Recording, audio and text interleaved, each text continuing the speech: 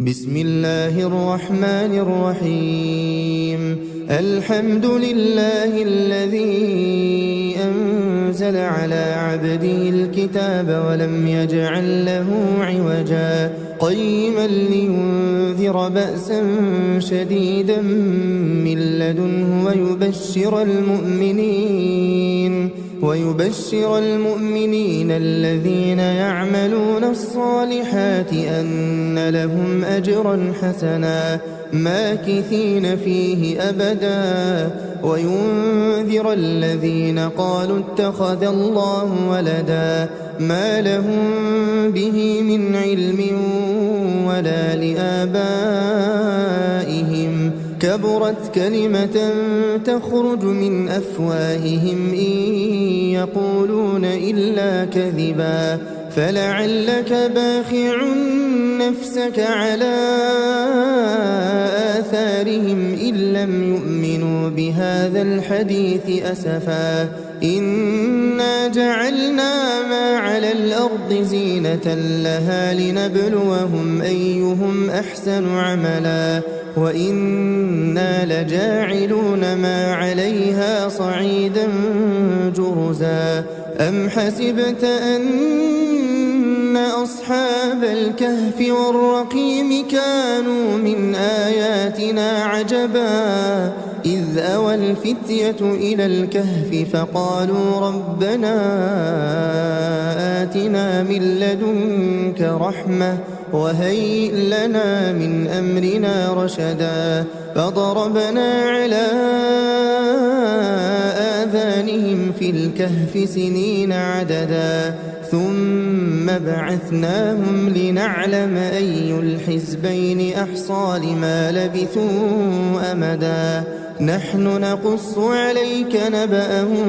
بالحق إنهم فتية آمنوا بربهم وزدناهم هدى وربطنا على قلوبهم إذ قاموا فقالوا ربنا رب السماوات والأرض لن ندعو من دونه إلها لقد قلنا إذا شططا هؤلاء قوم اتخذوا من دونه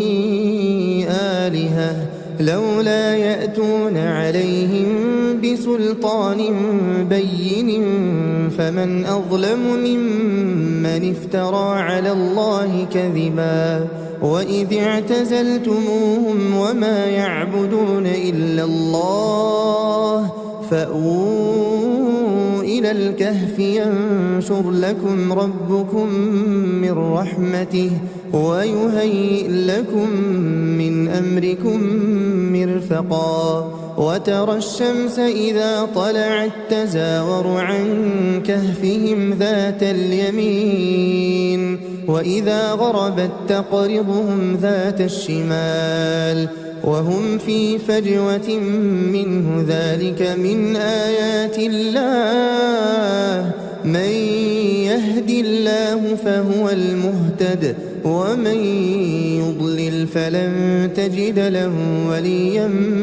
مرشدا وتحسبهم أيقاظا وهم رقود ونقلبهم ذات اليمين وذات الشمال وكلبهم باسط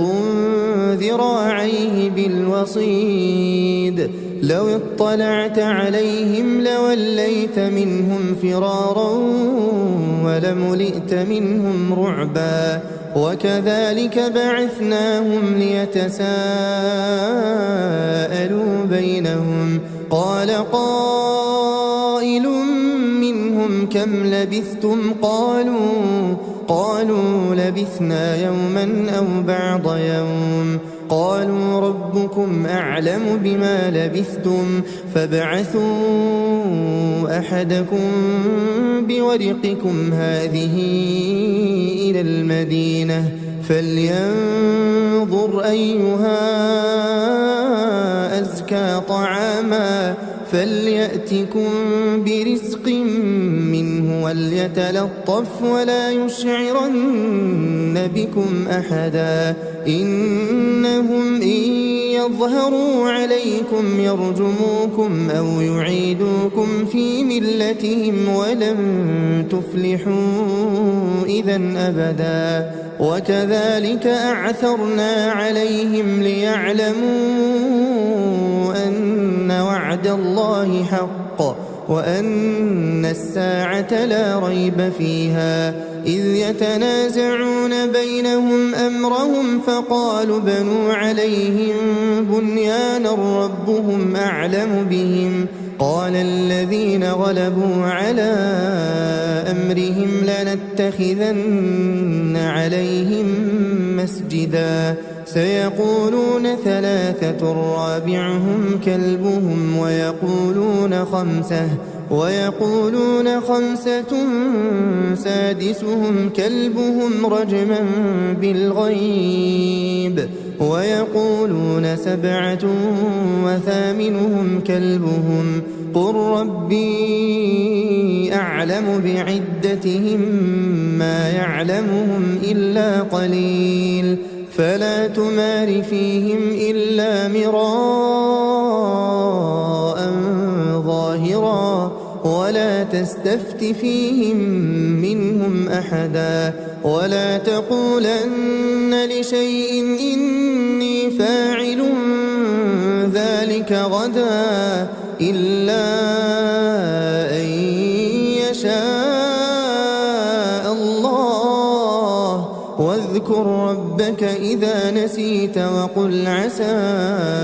أن يهديني ربي لأقرب من هذا رشدا ولبثوا في كهفهم 300 سنين وازدادوا 9 قل الله أعلم بما لبثوا له غيب السماوات والأرض أبصر به وأسمع ما لهم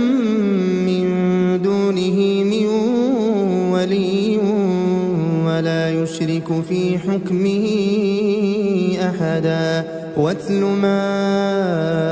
أوحي إليك من كتاب ربك لا مبدل لكلماته ولن تجد من دونه ملتحدا واصبر نفسك مع الذين يدعون ربهم بالغداة والعشي يريدون وجهه ولا تعد عيناك عنهم تريد زينة الحياة الدنيا ولا تطع من أغفلنا قلبه عن ذكرنا واتبع هواه وكان أمره فرطا وقل الحق من ربكم فمن شاء فليؤمن ومن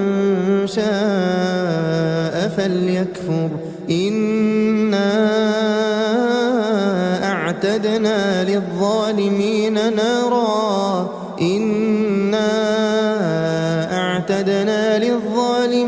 نارا أحاط بهم سرادقها وإن يستغيثوا يغاثوا بماء كالمهل يشوي الوجوه بئس الشراب وساءت مرتفقا إن الذين آمنوا وعملوا الصالحات إنا لا نضيع أجر من أحسن عملا أولئك لهم جنات عدن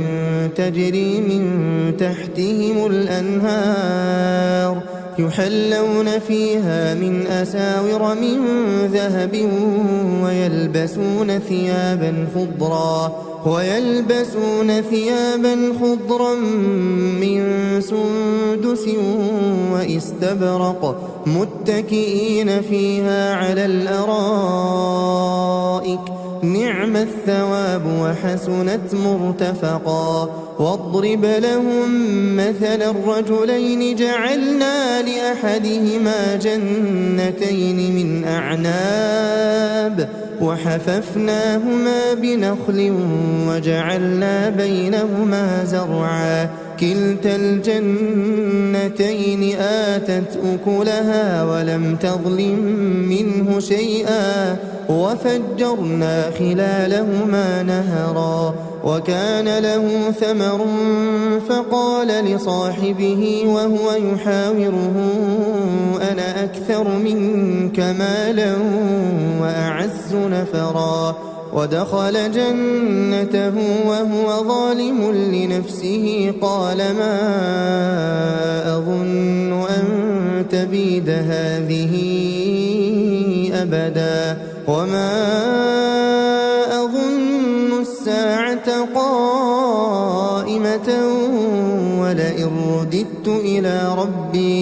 ولئن رددت إلى ربي لأجدن خيرا منها منقلبا قال له صاحبه وهو يحاوره أكفرت بالذي خلقك من تراب ثم من نطفة ثم سواك رجلا لكن هو الله ربي ولا أشرك بربي أحدا ولولا إذ دخلت جنتك قلت ما شاء الله لا قوة إلا بالله إن ترني أنا أقل منك مالا وولدا فعسى ربي أن يؤتيني خيرا من جنتك ويرسل عليها حسبانا من السماء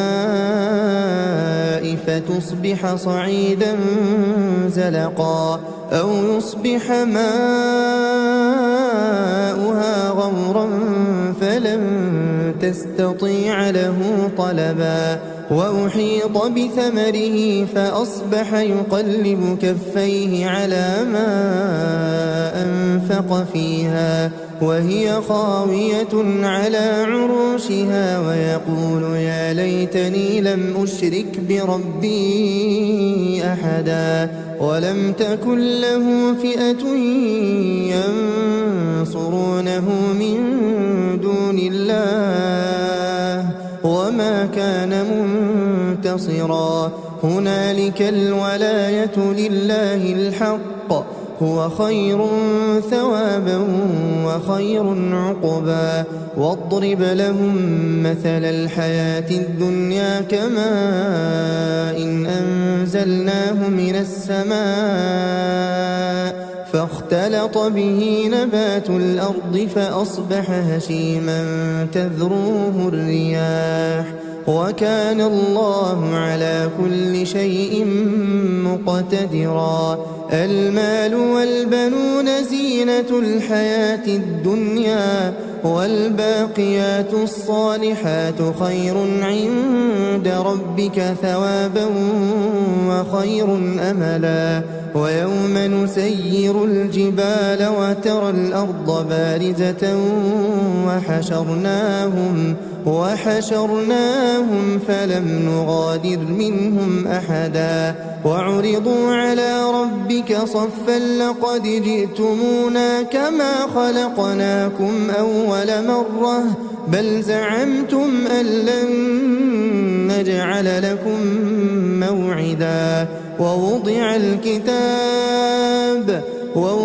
الكتاب فترى المجرمين مشفقين مما فيه ويقولون يا ويلتنا ما لهذا الكتاب لا يغادر صغيرة ولا كبيرة إلا أحصاها ووجدوا ما عملوا حاضرا ولا يظلم ربك أحدا وإذ قلنا للملائكة اسجدوا لآدم فسجدوا إلا إبليس كان من الجن ففسق عن أمر ربه أفتتخذونه وذريته أولياء من دوني وهم لكم عدو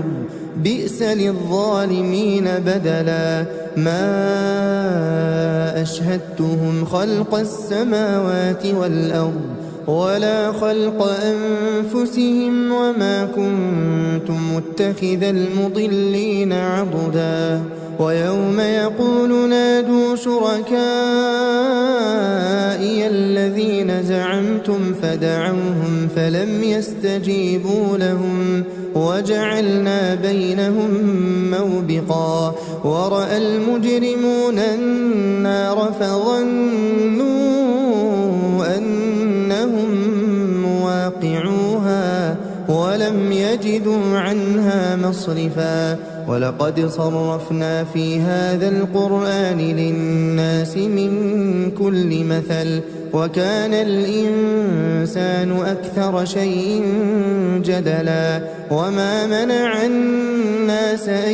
يؤمنوا إذ جاءهم الهدى ويستغفروا ربهم إلا أن تأتيهم سنة الأولين أو يأتيهم العذاب قبلا وما نرسل المرسلين إلا مبشرين ومنذرين ويجادل الذين كفروا بالباطل ليدحضوا به الحق واتخذوا آياتي وما أنذروا هزوا ومن أظلم ممن ذكر بآيات ربه فأعرض عنها ونسي ما قدمت يداه إنا جعلنا على قلوبهم أكنة أن يفقهوه وفي آذانهم وقرا وإن تدعهم إلى الهدى فلن يهتدوا إذا أبدا وربك الغفور ذو الرحمة لو يؤاخذهم بما كسبوا لعجل لهم العذاب بل لهم موعد لن يجدوا من دونه موئلا وتلك القرى أهلكناهم لما ظلموا وجعلنا لمهلكهم موعدا وإذ قال موسى لفتاه لا أبرح حتى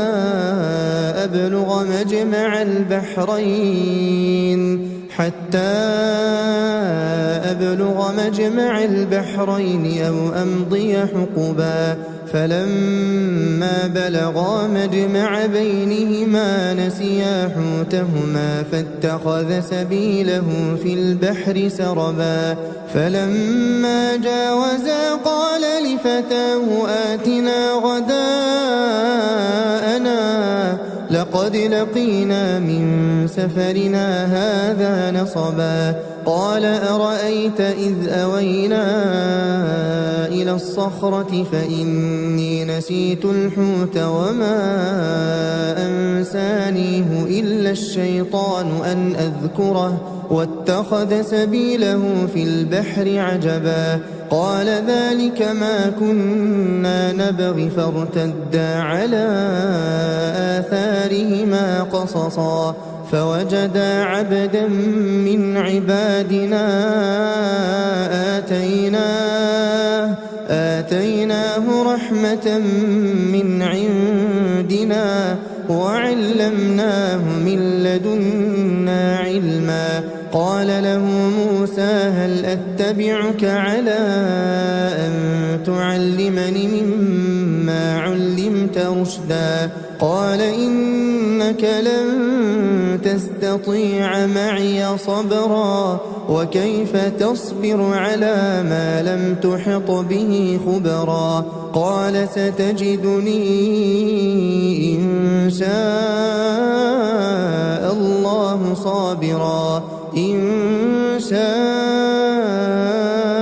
الله صابرا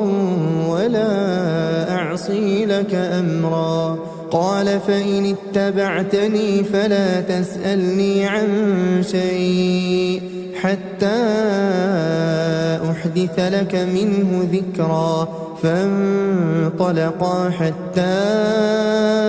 إذا ركبا في السفينة خرقها قال أخرقتها لتغرق أهلها لقد جئت شيئا إمرا. قال ألم أقل إنك لن تستطيع معي صبرا. قال لا تؤاخذني بما نسيت ولا ترهقني من أمري عسرا. فانطلقا حتى إذا لقيا غلاما فقتله قال أقتلت نفسا زكية بغير نفس لقد جئت شيئا نكرا. قال ألم أقل لك إنك لن تستطيع معي صبرا. قال إن سألتك عن شيء بعدها فلا تصاحبني قد بلغت من لدني عذرا. فانطلقا حتى إذا أتيا أهل قرية استطعما أهلها فأبوا أن يضيفوهما فوجدا فيها جدارا يريد أن ينقض فأقامه. قال لو شئت لاتخذت عليه أجرا. قال هذا فراق بيني وبينك سأنبئك بتأويل ما لم تستطع عليه صبرا. أما السفينة فكانت لمساكين يعملون في البحر فأردت أن أعيبها وكان وراءهم ملك يأخذ كل سفينة غصبا. وأما الغلام فكان أبواه مؤمنين فخشينا أن يرهقهما طغيانا وكفرا فأردنا أن يبدلهما ربهما خيرا منه زكاة وأقرب رحما. وأما الجدار فكان لغلامين يتيمين في المدينة وكان تحته كنز لهما وكان أبوهما صالحا. فأراد ربك أن يبلغا أشدهما ويستخرجا كنزهما رحمة من ربك وما فعلته عن أمري ذلك تأويل ما لم تسطع عليه صبرا. ويسألونك عن ذي القرنين قل سأتلو عليكم منه ذكرا. إنا مكنا له في الأرض وآتيناه من كل شيء سببا فأتبع سببا حتى إذا بلغ مغرب الشمس وجدها تغرب في عين حمئة ووجد عندها قوما قلنا يا ذا القرنين إما أن تعذب وإما أن تتخذ فيهم حسنا. قال أما من ظلم فسوف نعذبه ثم يرد إلى ربه فيعذبه عذابا نكرا. وأما من آمن وعمل صالحا فله جزاء الحسنى وسنقول له من أمرنا يسرا. ثم أتبع سببا حتى إذا بلغ مطلع الشمس وجدها تطلع على قوم لم نجعل لهم من دونها سترا. كذلك وقد أحطنا بما لديه خبرا. ثم أتبع سببا حتى إذا بلغ بين السدين وجد من دونهما قوما لا يكادون يفقهون قولا قالوا يا ذا القرنين إن يأجوج ومأجوج مفسدون في الأرض فهل نجعل لك خرجا على أن تجعل بيننا وبينهم سدا قال ما مكني فيه ربي خير فأعينوني بقوة أجعل بينكم وبينهم ردما آتوني زبر الحديد حتى إذا ساوى بين الصدفين قال انفخوا حتى إذا جعله نارا قال آتوني أفرغ عليه قطرا فما استطاعوا أن يظهروه وما استطاعوا له نقبا قال هذا رحمة من ربي فإذا جاء وعد ربي جعله دكاء وكان وعد ربي حقا وتركنا بعضهم يومئذ يموج في بعض ونفخ في الصور فجمعناهم جمعا وعرضنا جهنم يومئذ للكافرين عرضا الذين كانت أعينهم في غطاء عن ذكري وكانوا لا يستطيعون سمعا أفحسب الذين كفروا أن يتخذوا عبادي من دوني أولياء إنا أعتدنا جهنم للكافرين نزلا قل هل ننبئكم بالأخسرين أعمالا الذين ضل سعيهم في الحياة الدنيا وهم يحسبون أنهم يحسنون صنعا أولئك الذين كفروا بآيات ربهم ولقائه فحبطت أعمالهم فلا نقيم لهم يوم القيامة وزنا ذلك جزاؤهم جهنم بما كفروا واتخذوا آياتي ورسلي هزوا إن الذين آمنوا وعملوا الصالحات كانت لهم جنات الفردوس نزلا خالدين فيها لا يبغون عنها حولا قل لو كان البحر مدادا لكلمات ربي لنفد البحر قبل أن تنفد كلمات ربي ولو جئنا بمثله مددا قل إنما أنا بشر مثلكم يوحى إلي أنما إلهكم إله واحد فمن كان يرجو لقاء ربه فليعمل عملا